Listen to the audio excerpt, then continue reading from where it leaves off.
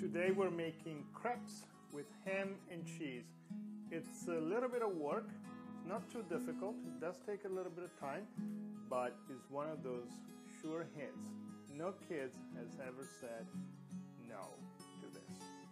This is one of those rare recipes, at least for me, where we actually need to measure the ingredients. So we need a non-stick pan, something to flip the crepes over, a mixer, a measuring cup for liquids, for the milk, eggs, a bigger bowl, a smaller bowl, some milk, salt, the non-stick spray pan, that's the only one I know, butter, measuring cup for the flour, or you can use a scale if you want, and some flour. Don't forget to check in the notes next to this video for the ingredients and the amounts, but it's fairly easy to remember. You need 1 cup of flour, 3/4 cup of milk, you need a couple of tablespoons of butter, and 2 eggs. That is going to give you, I guess, 5 to 6 crepes. So I begin by putting the flour in the bowl. I already have prepared my milk and the eggs. I'm also going to put this little bowl with the butter in the microwave to melt the butter. I don't want to use another pan for that. That will require cleaning. Now I melted the butter. Now I'm going to mix the flour and the eggs.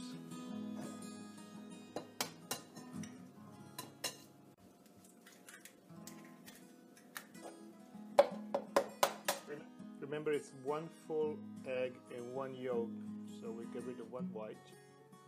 I'm going to use my mixer.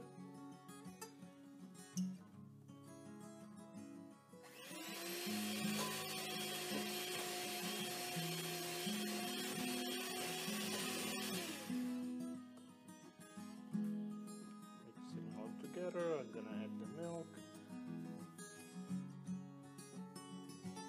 After about 45 seconds, you'll notice that the mix is getting a little thicker.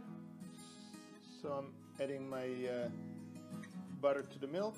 It should be cold ideally, but I didn't have time to wait. The last thing I need to do is add a pinch of salt. And that's it. If you can, you should let this rest for about an hour or even more. But if you're in a hurry, and especially if you're cooking for a teenager and they rarely notice what they're eating, then I can guarantee you he or she will not know the difference. But the recipe actually says let it sit for an hour if you can. We need some pan, to spray the pan so it doesn't stick. It's better than olive oil, seems to be more uniform.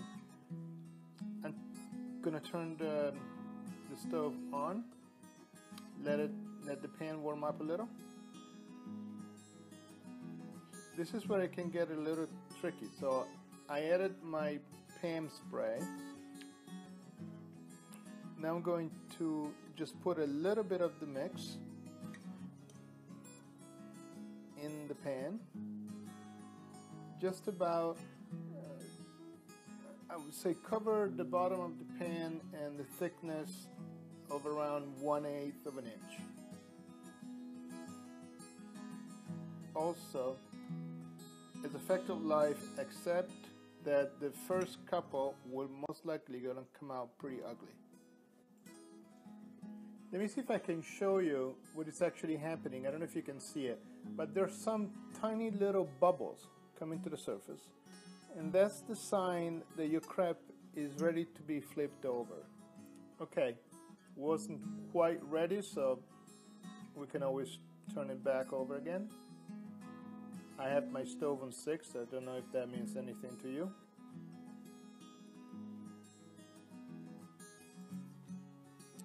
I don't know if you can see it, but the crepe is getting that nice golden color. We don't have to overcook it because we're still going to put it in the oven. So that is good enough. I'm going to remove it and put it on the plate. The first crepe is on the plate. I'm I'm going to start with the second. I'm going to add a little bit more of the mix. I'm not spraying the pan anymore because there is still some oil left over from the one before. Again, not thicker than 1/8 of an inch, and try to cover the bottom of the pan. And we just continue doing this until we run out of mix. Just so that you have an idea, this pan is 9.5 inches in diameter.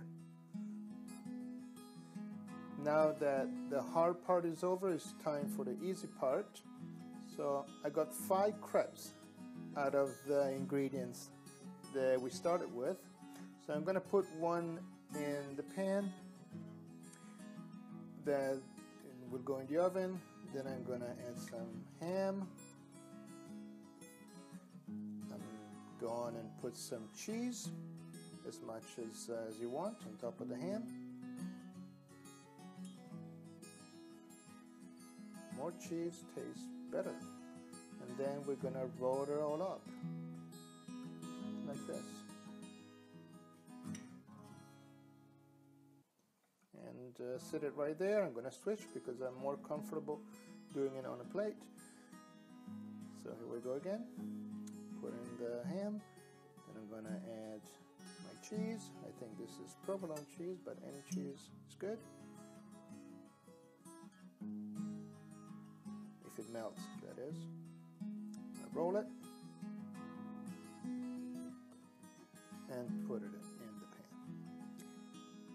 I rolled up all my 5 crepes, and in case you're wondering if I knew that they would fit so perfectly, the answer is absolutely not. I was just lucky. I had no idea. So now I'm going to take some of the mozzarella. I have shredded mozzarella and just sprinkled it on top of the crepes. Since I have it, I'm also adding a little bit of Parmesan cheese.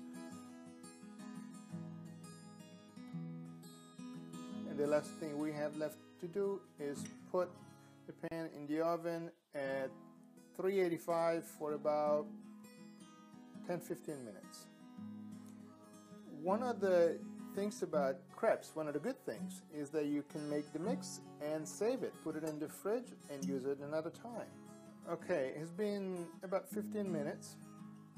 As you can see, the crepes have a nice golden color. If it look too dry to you, you can just add a little bit of milk on top and let it milk sink into the crepes. I'm not kidding you. My son just walked through the door and he said, "What smells so good, Dad?" And I promise I did not pay him to say that. So here it is. Enjoy.